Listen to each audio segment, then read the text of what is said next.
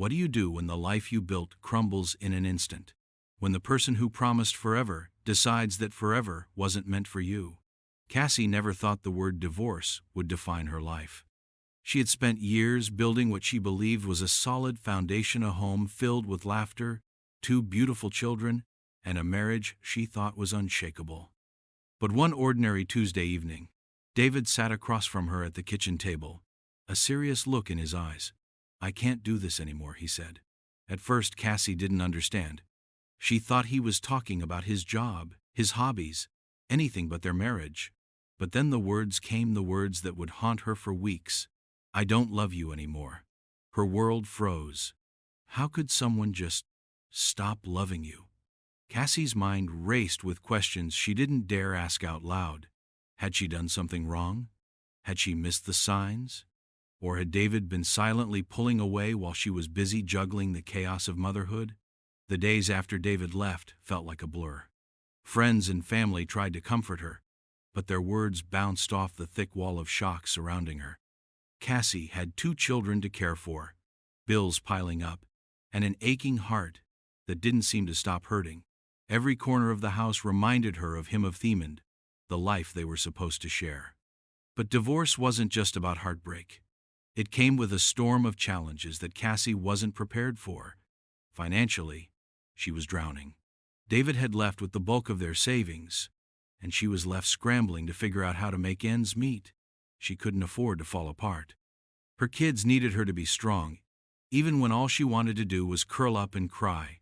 Cassie knew she had to pick herself up, but how? How do you rebuild your life when everything you knew is gone? The answer didn't come in a single moment of clarity. It came in small steps, each one harder than the last. One evening, as Cassie sat at her kitchen table staring at the pile of bills she couldn't pay, her best friend Marie came over with a bottle of wine and a warm smile. "You're an incredible baker, Cassie," Marie said, pouring them each a glass. "You've got a gift. Why not use it?" At first, Cassie laughed at the idea. Turning her love for baking into a business seemed impossible. She barely had enough money to keep the lights on, let alone start something new. But the seed was planted, and it started to grow. The next weekend, there was a fundraiser at her kids' school, and Cassie decided to bake a batch of her famous cinnamon rolls. It wasn't much, but it was something. When the fundraiser ended, Cassie's tray was empty. People kept coming up to her, asking for recipes or if she could bake for their events. For the first time since the divorce, Cassie felt a spark of hope. Maybe Marie was right. Maybe baking wasn't just a hobby. Maybe it was her way out of this mess. But starting something new wasn't easy. The fear of failure loomed large. Every time Cassie thought about the bills, the mortgage, or the groceries she needed to buy, she felt like giving up. Still, she kept going. She sold baked goods from her kitchen, using the little money she made to buy more ingredients.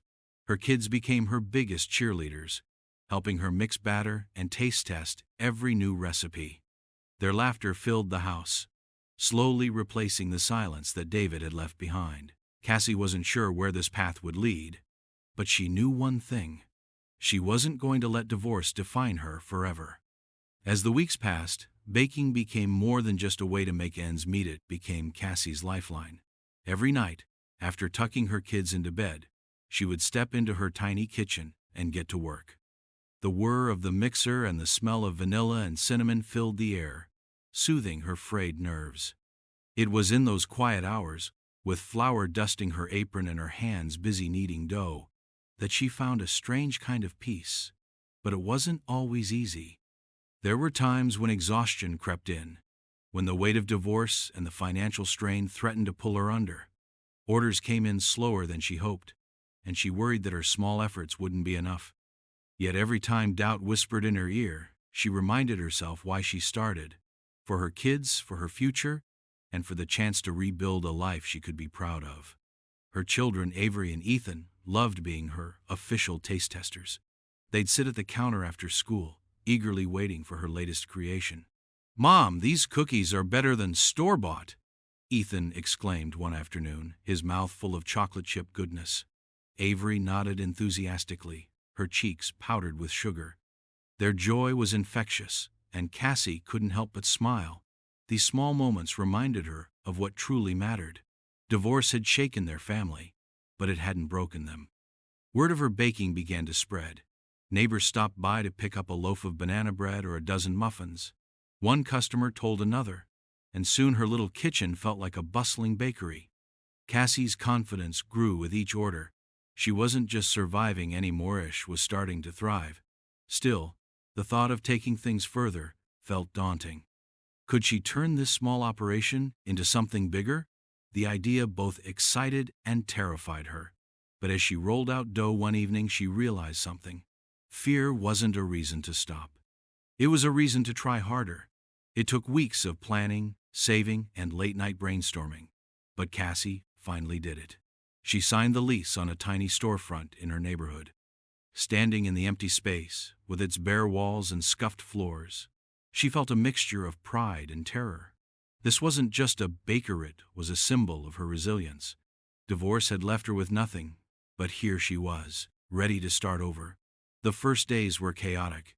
She painted walls, set up shelves, and filled the display cases with her best pastries. Marie showed up with a stack of flyers, ready to spread the word. "You're going to kill it, Cassie," she said with a grin, handing her a cup of cappuccino. Opening day arrived faster than she expected. The morning sun streamed through the windows as customers trickled in, the smell of fresh bread and cinnamon rolls drawing them inside. Cassie greeted everyone with a nervous smile, her heart pounding with every sale. There were hiccups, of course. The register jammed, a tray of croissants burned in the oven, and Avery accidentally spilled flour all over the floor. But by the end of the day, the display case was nearly empty, and Cassie felt something she hadn't felt in a long time: hope. That evening, as she closed up shop, she looked around the bakery and let out a deep breath. It wasn't perfect, but it was hers. For the first time since the divorce, she felt like she was in control of her own life. The road ahead was still uncertain, but Cassie knew one thing for sure: this bakery was just the beginning. The bakery quickly became a beloved part of the neighborhood. Each morning, the scent of fresh pastries and brewing cappuccino drifted out the door, drawing customers like moths to a flame. Regulars came to know Cassie by name, and her warm smile and cheerful greetings became as much a part of the bakery's charm as the desserts themselves. Cassie threw herself into perfecting her recipes, experimenting with new flavors, and listening to her customers' feedback. She added seasonal specials and made a point to remember her regulars' favorite treats. For Mr. Jenkins, it was the apple turnovers. For the young couple down the street, it was her double chocolate brownies. It wasn't just a bakery, it was a community. Her kids loved being part of it too. Avery helped decorate cupcakes, her small hands steady as she piped colorful frosting. Ethan became the official delivery boy, proudly biking orders to nearby homes. Their laughter filled the shop, and for the first time in months, Cassie felt a deep sense of joy. But amid the growing success, there were reminders of the past she was trying to leave behind. One afternoon, while restocking shelves, she spotted David across the street. He was walking with a woman Cassie didn't recognize, laughing like he didn't have a care in the world. For a moment, it felt like all the air had been sucked out of the room. The old pain came rushing back: his words, his betrayal, the night she cried herself to sleep. But then, she looked around her bakery, at the customers chatting happily, at Avery and Ethan frosting cookies together. This was her life now. Divorce might have shattered the life she thought she wanted, but it had also led her here to a place of strength and independence she hadn't known she was capable of. As the months turned into a year, the bakery thrived. Cassie's hard work paid off, and her little shop became a cornerstone of the community. She hosted bake sales, donated treats to local schools, and even held a holiday cookie decorating contest that had the entire neighborhood buzzing with excitement. But it wasn't just the bakery that had changed, it was Cassie herself. One evening, after the shop had closed and the kids were asleep, she sat alone at the counter with a cup of tea. The quiet was comforting, and for the first time in a long time, she allowed herself to reflect on everything she had been through. The divorce had been the most painful part of her life, but it had also been the turning point. It forced her to reevaluate what she wanted, to rediscover who she was outside of being someone's wife. Cassie thought back to the woman she had been before it all fell apart, a woman who had lost herself in the roles of wife and mother, who had been too afraid to dream bigger. She didn't recognize that woman anymore. Sometimes the worst endings lead to the best beginnings, she whispered to herself, the wise words resonating deeply. As she stared at the bakery sign outside her window, softly illuminated by the streetlight, she smiled. The divorce hadn't broken her. If anything, it had built her. She wasn't just surviving anymore, she was thriving. Cassie stood in her bakery one quiet morning, the sun streaming through the windows and painting the room with a soft golden light. The smell of freshly baked cinnamon rolls filled the air, and she took a moment to soak it all in. This was her dream born out of heartbreak, but a dream nonetheless. The memory of her divorce still lingered, but it no longer carried the same sting. Instead, it felt like an episode in a book that she had read, closed, and set back on the shelf. It was part of her story, but it wasn't the whole story. She thought back to how far she had come since the day David walked out. Back then, she felt like her world had ended. The uncertainty, the financial struggles, the loneliness, they had all seemed insurmountable. But now, standing in her bakery, surrounded by the life she had built, Cassie saw the truth. The divorce hadn't ended her life. It had given her a new one. Customers began to trickle in, their familiar faces lighting up the shop. One by one, they placed their orders, exchanged kind words, and filled the space with warmth and laughter. "Mom, can I help with the muffins today?" Avery asked, bouncing on her toes. Cassie smiled. "Of course, sweetie. Let me grab an apron for you." As she tied the apron around Avery's waist, Ethan rushed in from the back, holding a tray of freshly baked cookies. "Delivery time," he announced, his enthusiasm infectious. Watching her children thrive in this new chapter of their lives filled Cassie with pride. They had weathered the storm of divorce together, and now they were stronger, closer, and happier because of it.